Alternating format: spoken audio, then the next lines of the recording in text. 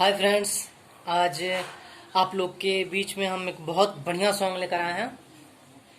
आप लोग सुन के बताइए आप लोग कैसा लगा, कमेंट कीजिएगा और चैनल को सब्सक्राइब, लाइक और कमेंट जरूर करके बताइएगा आप लोग कैसा लगा और ज़्यादा से ज़्यादा शेयर कीजिएगा।